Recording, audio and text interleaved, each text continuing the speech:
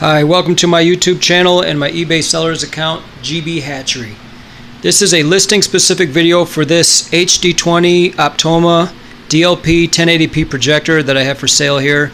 This is used. They were about $1,000 when they entered the market, and now they're not being produced anymore, but this is still on the used market. This is still one of the best. It was one of the best when it was new, and it's one of the best when it's used. So this is an HD20. I have it hooked up to my PS4. The PS4, of course, is not included. These wires are not included. What you will get is the projector itself and this power cord.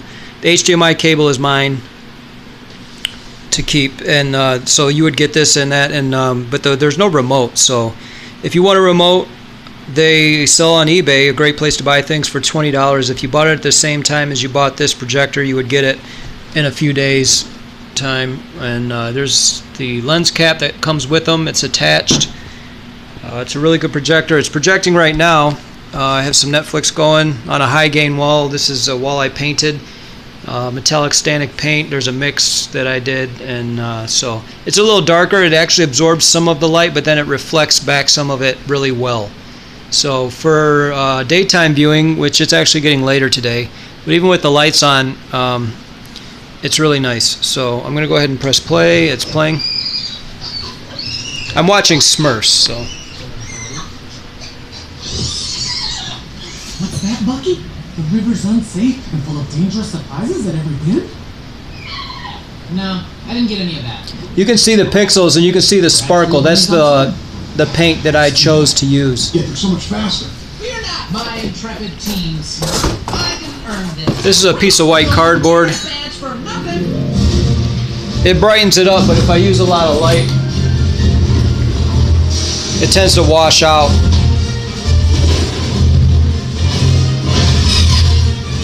The camera will adjust, so it'll make that look nice. But during the daytime, the wall looks better. Ooh, stylish and very practical.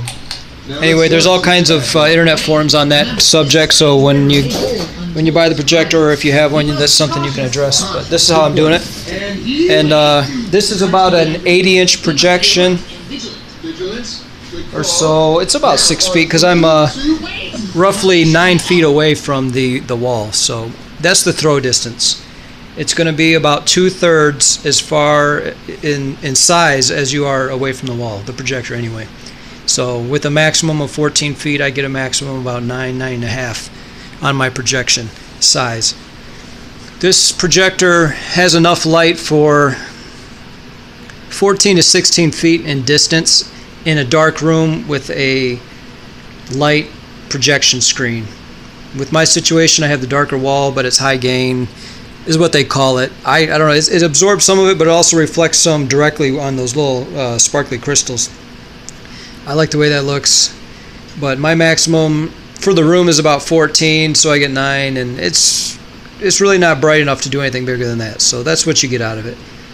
This is in excellent shape. There's really not very many scratches on the top. The buttons, all the screen printing is still good on those.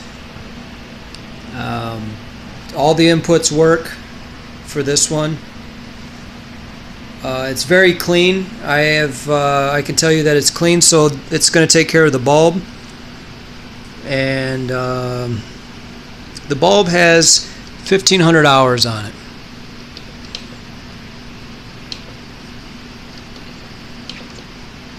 So here, I'll show you that.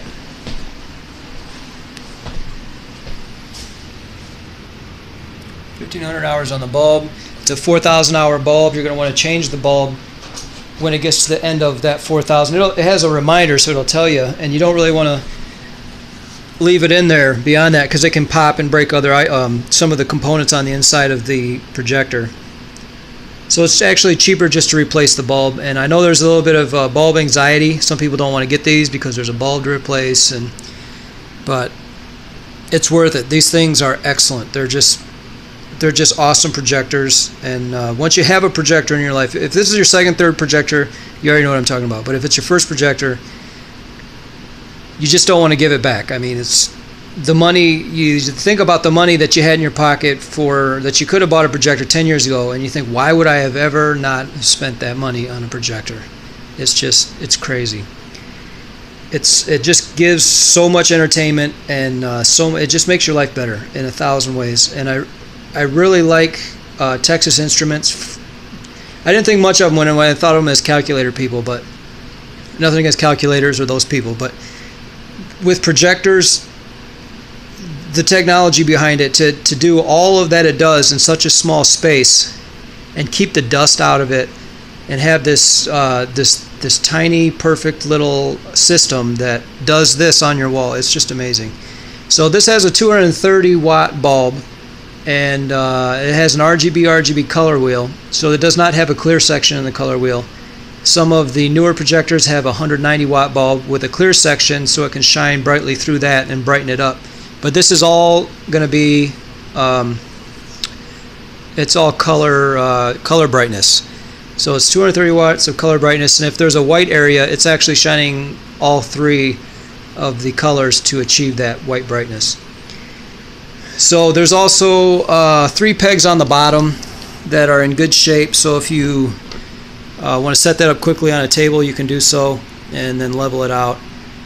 There's no audio processing with this, so what I have done with this controller that is not included, and this wire is, I run that from my PS4, and then this goes to my stereo, and that way I get sound. So however you want to do it, they have different AV converter boxes that'll take HDMI and split out sound, or if you have a home entertainment system that separates it, you can just send each signal where it needs to go. So your video signal can go to the projector, and your sound can go to your speakers. One nice thing though I like is the speakers. If the Optoma had speakers in it, it might vibrate it in a way that may or not be good for it. There's a small chip in there that does all the processing of the light, and it has little tiny pivoting mirrors. So maybe they know, I mean obviously they know more about it than me because I made it, but maybe there's a possibility that vibration would be bad for it. I'm not an engineer, and I don't know the engineers that make it, so they would probably have a better idea, but I don't know that any testing has really been done. But just by common sense, I think it's best not to vibrate the internal components with sound. It's just my personal preference. So it's really not bad that this doesn't have speakers. The only time you really use those speakers is the first 5 hours when you first set it up. Beyond that, a lot of times people turn them off and they run it to a stereo. So it does not have sound. You just have to run it around it. And it does have a keystone feature that allows to have it look rectangular, perfectly rectangular, even if you have it tilted a little bit. See, as you tilt it, the top gets wider, so then it looks like a trapezoid. So what it does is it has a virtual keystone. Now that's going to eat up a little bit of your resolution because it's all done digitally. But you can, it just changes it, and then you can go up the wall and it will look right against other things like the side of the wall. Otherwise, if it's straight, now you get your trapezoid. So that's not as fun. So the light comes out straight out the bottom, and then the top, it kind of goes up on an angle. So if you wanted to have this on the ceiling, it needs to be upside down. And if you want to do projections from the back onto a screen that allows rear projection, there's some settings in it also that mirrors it or changes it from right side up to upside down. There's actually 4 different settings, whether it's mirrored or not, or upside down or not. So right now it's set up to just sit flat on a table and turn it on, and it's going to work.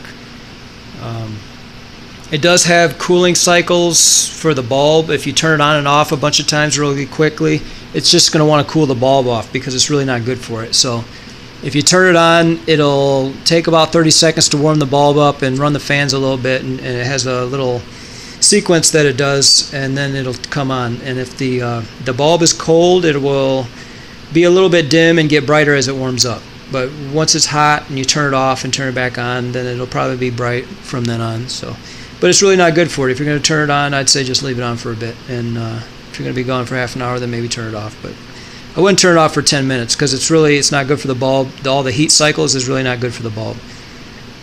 Anyway, that's it. It's ready to go. I'll put a 60-day warranty on it. You know, just ship it back. I know if you're sending it back, it's for a normal reason. And then there's going to be insurance on the package, so that won't be of any worry also. So if you like it, buy it now. Please like and subscribe. Thanks for watching.